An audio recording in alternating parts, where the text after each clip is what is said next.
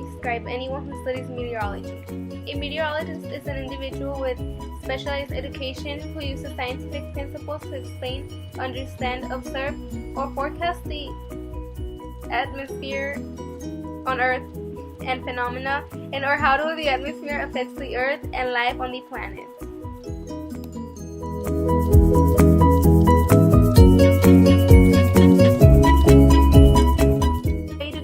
In this career is to pursue an accredited bachelor's degree in atmospheric science. This interdisciplinary degree requires classes in atmospheric sciences, chemistry, physics, environmental science, math, and earth science. A bachelor's degree in meteorology is required for entry-level meteorology positions. A master's degree in meteorology is required for advanced meteorology positions. Many meteorologists work in comfortable, spacious environments, but some work in remote areas such as the Antarctic or on military operations, where conditions are often more basic. Instrument and measurement scientists often work in the field.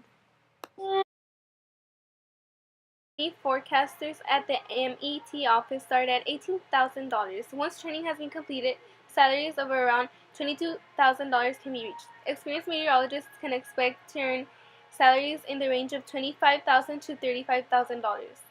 Managerial positions attract salaries from $38,000 to $60,000.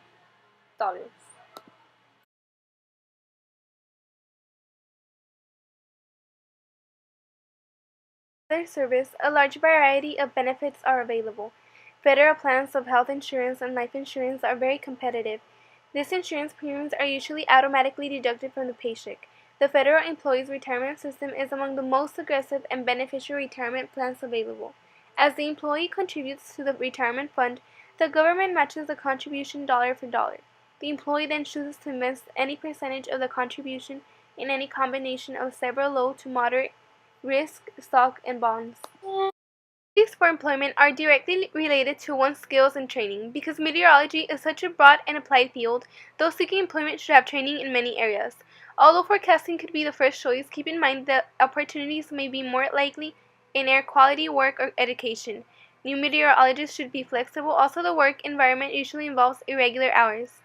The weather never sleeps, and weather people do tend toward insomnia. Shift work is to be expected. Research and teaching provide a more normal schedule, where forecasting is something else.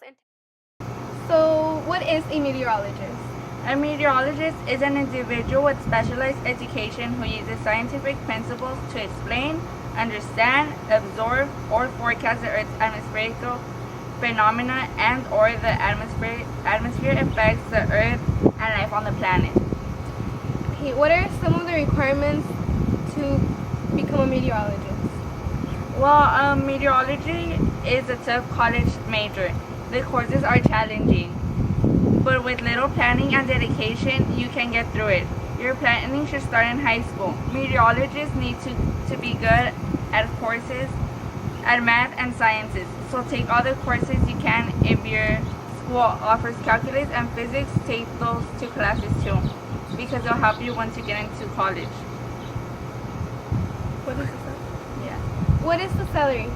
Well, the annual salary for someone with the job title meteorologist may vary depending on a number of factors, including industry, company size, location, and years of experience and level of education. If you're barely starting, it's around $51,884 annually, and if you're like in the middle, it can get to $92,000. And once you have like higher education, it can go up to $136,000. Do you believe this job has a gap open for any new graduates?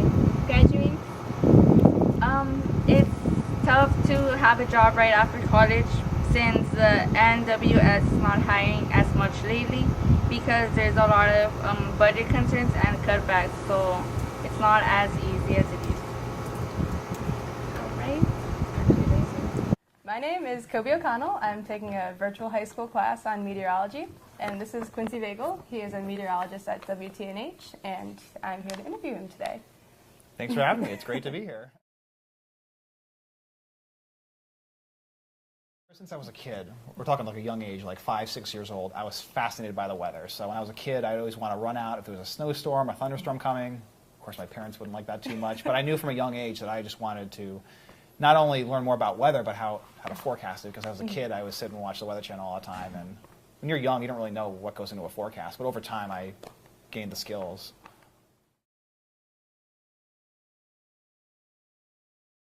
Meteorology, at the very least, a Bachelor's of Science degree, which is what I had. I went to WestCon for 4 years. Some students choose to get a master's degree, especially if you wanted to go into like the National Weather Service, or if you want to go higher up, or even if you want to teach, it may take 6, 8, or even more years than that. So, but I did the basics for now.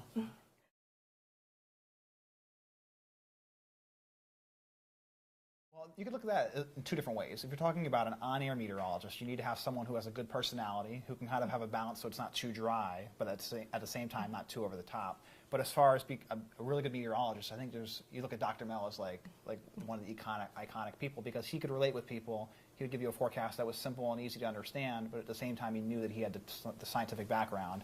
But also someone who's able to learn from their mistakes, because to become a better meteorologist, you're going to have some forecasts that maybe didn't turn out the right way. So just being able to hang in there and persevere and have that long-lasting experience over time.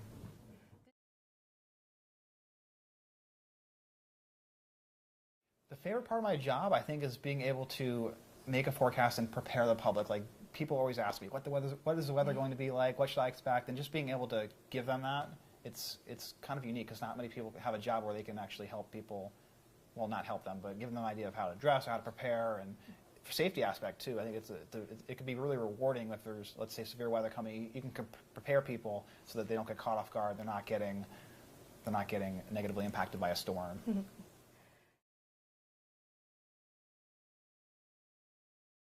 Responsibilities, well, because I'm the producer of a website, my first foremost is to keep that website up and running. But as a meteorologist, like I said, if there is a storm coming, even if there's a potential for a storm to come, maybe it won't materialize, but at least giving the public some advance notice to be able to prepare. I think Sandy was really a big learning experience for me, because even 7 days out, I kind of saw that something big was really coming, and it was a chance for me to kind of grow and develop my own career, but also to prepare people. I keep going back to that, but that's the biggest thing, I think.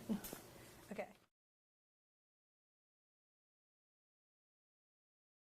We obviously have to stay calm, especially if there's a situation where there's a tornado warning or a severe weather warning. We have to cut into a broadcast. We have to be very calm, speak clearly, and prepare the public without scaring them, because we don't want to overhype or scare anybody. And if we're looking like we're on edge, the audience is going to be on edge too, and it's kind of like a bad spiral. So just staying calm, but at the same time having that really high, fast pace where we're going to get the latest information. We're going to keep you up to date to the minute so that you can be safe and keep everything secure.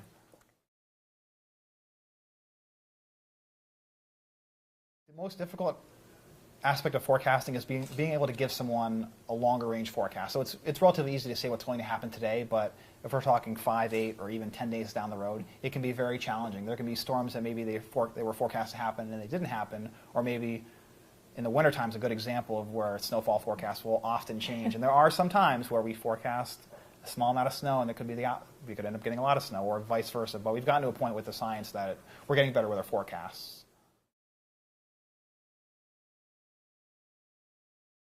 It's really, really unique because we get a little bit of everything. I take, for example, Bridgeport. Bridgeport's had a tornado a few years ago. They've had 100-degree temperatures. They've had blizzards. They've had severe weather. They've had ice storms. They've had everything. And that goes for the entire state.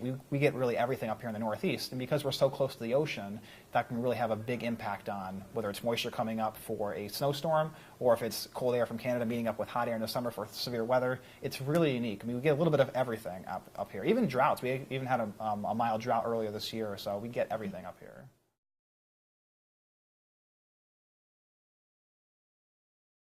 Well, storm chasing can be very dangerous if you don't know what you're doing, because in very short notice, a storm could pop up, a tornado could develop. So that's the first thing, is you need to know the science behind meteorology. If you're just like a casual viewer, it's going to be very tough to go out there and storm chase. So on my phone, I have mobile radar that's up to the minute that I keep updating.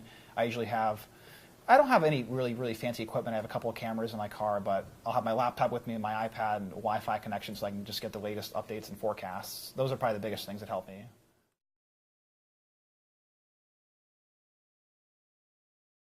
Well, actually, I always tell people my fallback was actually photography, and I do. I mean, at this point, I get to do a lot of weather photography, but I think if I didn't work out as a meteorologist, either photography or maybe even teaching. For a while when I was in school, I wanted to be a math teacher. Then I got to calculus, my tune kind of changed a little bit on that. But those are some fallbacks or some alternate plans or routes that I could have taken.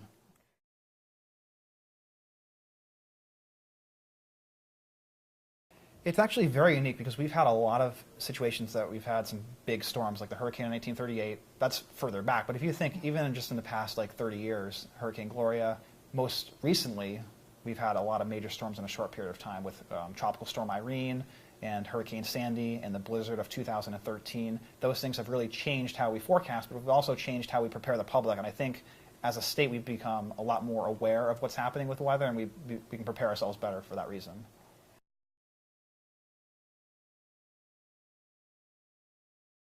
I think the biggest thing is these computer forecast models that we use to make weather forecasts, they'll become higher resolution, they'll have more data so that we can give a more precise forecast, because that's what everyone always wants, right? They want to know exactly at a certain hour or a certain day, what will the weather be, will it be raining, how hot will it be? So just, I guess, having finer tuned computer forecast models to give a more accurate forecast.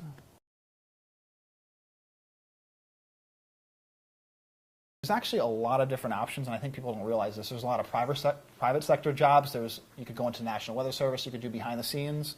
I have the ability to run a weather website, which is pretty unique. And over time, I think with social media and with the internet age kind of developing, I think we'll see more of these jobs where it's like you don't have to be on TV to give a weather forecast. You could give it online. And obviously, teaching is one option, too.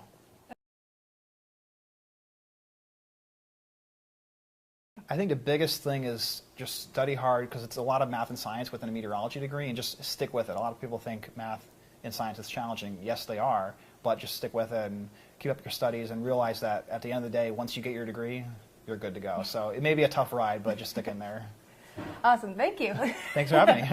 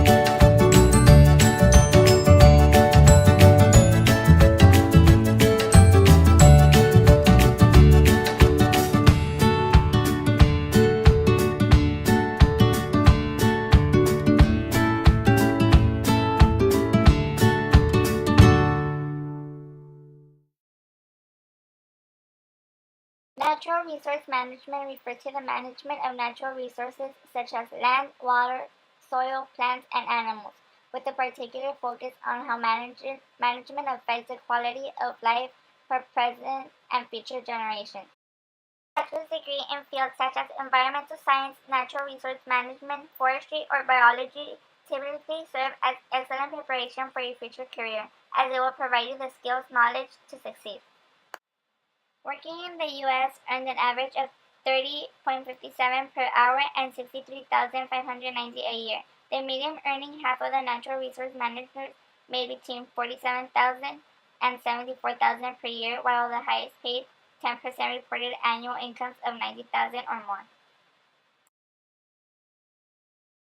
For many areas requires ecological restoration, returning the land to a healthier, more natural condition. Resource management projects have the purpose of achieving this goal, and since 1990, $31 million has funded 665 projects in 134 parks.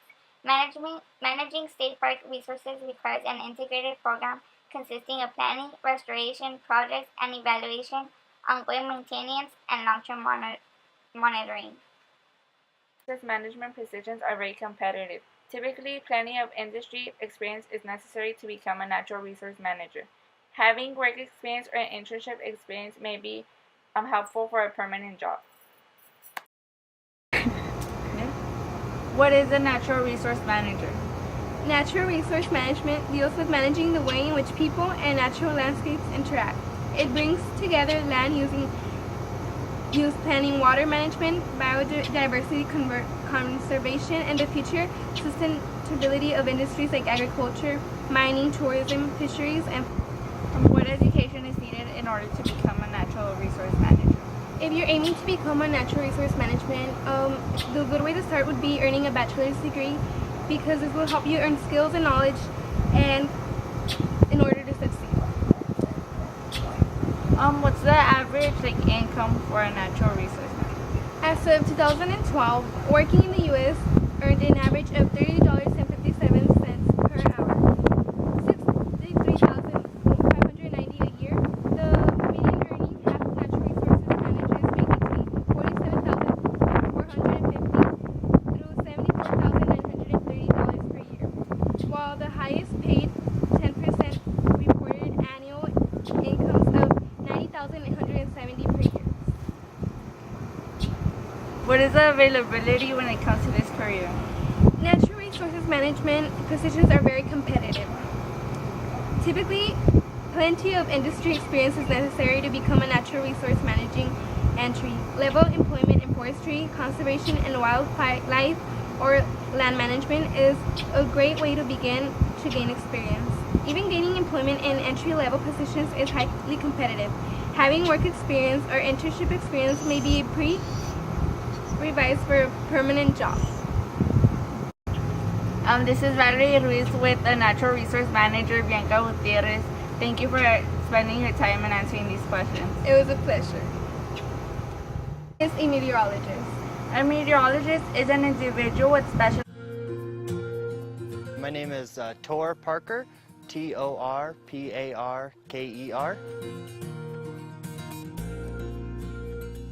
It's a great program just to even be in to learn in, let alone the internship program, which just takes that learning to another step, which is really helpful when trying to get out into the job community. I don't think I could find another job that would allow me to do this as a learning experience. It's a paid internship all summer. You get to work with your professors throughout the whole summer, which is an amazing experience because they're very helpful, and it's literally you're just getting paid to pretty much continue going to school, but you actually get to go out and do work and see amazing things and go to places where the trees look like this and it's beautiful out.